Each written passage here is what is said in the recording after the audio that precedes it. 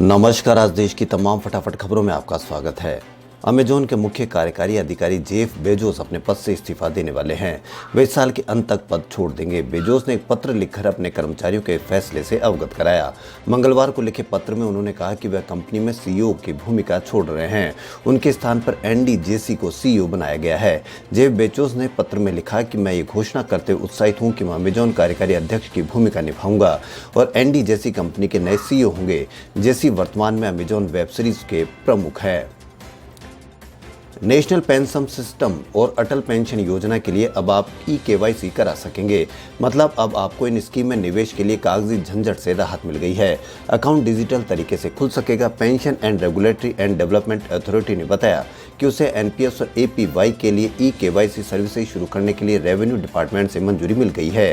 PFRDA ने बताया कि ऑनलाइन KYC से NPS सब्सक्राइबर के लिए अकाउंट खोलना और आसान हो जाएगा।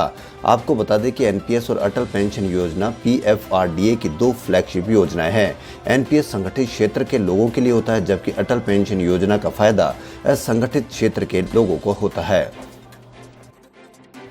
कोरोना टीका को लेकर देश को दो बड़ी कामयाबी मिली है। जल्द ही देश को पहला स्वदेशी टीका कोवैक्सीन अमेरिका के बाजार में दिखाई देगा। इसके लिए हैदराबाद स्थित भारत बायोटेक ने अमेरिकी कंपनी ऑक्सीजन के साथ समझौता किया है। मंगलवार को भारत बायोटेक ने इसकी जानकारी देते हुए बताया कि कोवैक्सीन के सह विकास, आपूर्ति और व्यवसायीकरण के लिए समझौता किया गया है। ऑक्सीजन कंपनी के साथ टीका निर्माण की विधि को साझा किया जाएगा। साथ ही अमेरिका में आपातकालीन इस्तेमाल की अनुमति के साथ साथ बाजार में भी टीका लाने की जिम्मेदारी तय की गई है। दरअसल पिछले माह ही भारत में कोवैक्सीन को आपातकालीन इस्तेमाल की अनुमति प्रदान की गई है। अब इस टीके पर तीसरे चरण का परीक्षण चल रहा है। किसानों का मसीहा कहे जाने वाले महेंद्र सिंह टिकैत की विरासत उनके दोनों बेटे नरेश टिकैत और राकेश टिकैत संभाल रहे हैं। तीनों कृषि कानूनों के खिलाफ राकेश टिकैत गाजीपुर बोर्ड पर मोर्चा संभाले हैं, तो वही नरेश टिकैत पश्चिमी यूपी में महापंचायतें कर किसानों को एकजुट कर रहे हैं। 26 जनवरी को हुई हिंसा के बाद जहां टिकैत बंधु बैकफुट पर नजर आ रहे थे, वहीं एक हफ्ते बाद तस्वीर पूरी तरह से बदल गई है।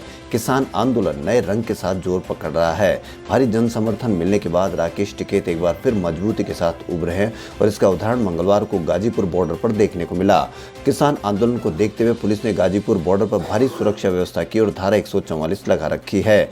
मंगलवार को इन्हीं बैरिकेड्स के नीचे सड़क पर बैठकर राकेश टिकैत ने खाना खाया। उनके समर्थकों में से एक ने यह कहा कि ऊपर पुलिस की चेतावनी लिखी है और उन्होंने कहा कि इसलिए तो यहीं बैठकर खा रहा हूं।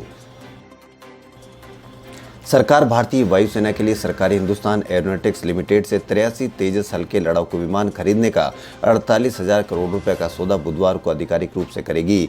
यह अब तक का सबसे बड़ा स्वदेशी रक्षा खरीद सौदा होगा। अधिकारियों ने बताया कि रक्षा मंत्री राजनाथ सिंह, वायुसेना के शीर्ष अफसर और हिंदुस्तान एरोनॉटिक्स लिमिटेड के वरिष्ठ अधिकारियों की मौजूदगी में बेंगलुरु में एयर इंडिया एयरस्पेस प्रदर्शनी के दौरान अनुबंध पर हस्ताक्षर होंगे।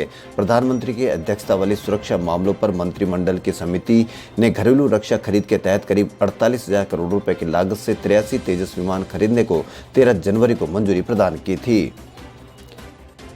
गृह राज्य मंत्री जी किशन रेड्डी ने लोकसभा में एक लिखित जवाब में कहा कि धर्म परिवर्तन से जुड़े मसले को मुख्य रूप से राज्यों को देखना चाहिए। रेड्डी ने कहा कि संविधान की 7वीं अनुसूची के मुताबिक कानून व्यवस्था और पुलिस राज्यों का विषय है, इसलिए जहां भी इस तरह की घटना हो, कानून लागू करने वाली एजेंसियां उस पर कार्रवाई करे। देश में पहला वेटलैंड संस्थान चेन्नई में खुलेगा। पर्यावरण, वन और जलवायु परिवर्तन राज्य मंत्री बाबुल सुप्रियो ने वेटलैंड कंजर्वेशन एंड मैनेजमेंट केंद्र की स्थापना की घोषणा की है। इस अवसर पर मंत्री ने देश के सभी रामसर साइटों के पदनाम का विवरण जारी किया। संस्थान देश के 42 वेटलैंड में शोध और उनके संरक्षण को बढ़ावा देगा। इस अवसर पर सुप्रियो ने कहा कि इस तरह की पहल भारत में पर्यावरण संरक्षण के क्षेत्र में मील का पत्थर साबित होगी। हर साल 2 फरवरी को विश्व वेटलैंड दिवस मनाया जाता है। बेंगलुरु में आज से एशिया के सबसे बड़े एयर शो एरो इंडिया की शुरुआत होने जा रही है। एयर शो के जरिए भारत दुनिया को अपनी ताकत भी दिखाएगा। इसमें अमेरिका विमान B-1 लॉन्चर भी शामिल होगा। भारत में अमेरिकी मामलों को देख रहे डॉन हैफलिन ने बताया कि इस साल हवाई प्रदर्शन में हमारे अहम विमान B-1 लॉन्चर को प्रदर्शित किया जाएगा। पहली बार अमेरिका ने एरो इंडिया में हिस्सा लिया है। एरो इंडिया शो के उद्घाटन के बाद वायुसेना और HAL के बीच 83 अतिरिक्त LCA तेजस मार्क 1A एयरक्राफ्ट का करार होगा। नए कृषि कानूनों को लेकर देश की राजधानी दिल्ली में 70 दिन से किसान आंदोलन जारी है। इस कड़ाके की सर्दी में किसानों के मुद्दे ने बजट सत्र का माहौल गरमा दिया है। मंगलवार को संसद के दोनों सदनों में विपक्ष के हंगामे के चलते राज्यसभा को 4 बार और लोकसभा को 2 बार स्थगित करना पड़ा। वहीं बजट सत्र के तीसरे दिन आज राज्यसभा में किसानों के मुद्दे पर चर्चा होनी है, जिसमें विपक्ष के फिर से हंगामा करने के आसार नजर आ रहे हैं। कृषि कानूनों के खिलाफ दिल्ली के बॉर्डर्स पर किसानों का आंदोलन जारी है। किसान आंदोलन का अब तक 70 दिन पूरे हो चुके हैं। आज 71वां दिन है। किसान अपनी मांगों को लेकर अभी भी अड़िग है। किसानों का कहना है कि सरकार तीनों कृषि कानून वापस ले। गणतंत्र दिवस के दिन ट्रैक्टर रैली के दौरान हुई हिंसा के बाद से जहां किसान प्रदर्शन कर रहे हैं, वहीं पुलिस ने सुरक्षा के कड़े इंतजाम कर दिए हैं। दिल्ली के बाहरी इलाकों में निरंतर इंटरनेट को निलंबित कर दिया गया है। इसके साथ ही प्रदर्शन स्थलों के आसपास भारी बैरिकेडिंग और कंटीले तार लगा दी गई है। इस पर किसान नेता और कई विपक्षी पार्टियों ने सरकार पर निशाना साधा है। किसान नेताओं का कहना है कि सरकार के ऐसे कदमों से बातचीत के लिए अनुकूल माहौल नहीं बन पाएगा। वहीं इस मुद्दे को लेकर संसद में भी भारी हंगामा हुआ। अलीगढ़ मुस्लिम विश्वविद्यालय के एक्स स्टूडेंट शर्जिल उस्मानी के खिलाफ पुणे में एक मामला दर्ज किया गया है। उस्मानी के खिलाफ ये मामला इस आरोप में दर्ज किया गया है कि एल्गार परिषद के एक कार्यक्रम में उन्होंने अपने भाषण के जरिए विभिन्न समूहों के बीच शत्रुता को कथित रूप से बढ़ावा दिया।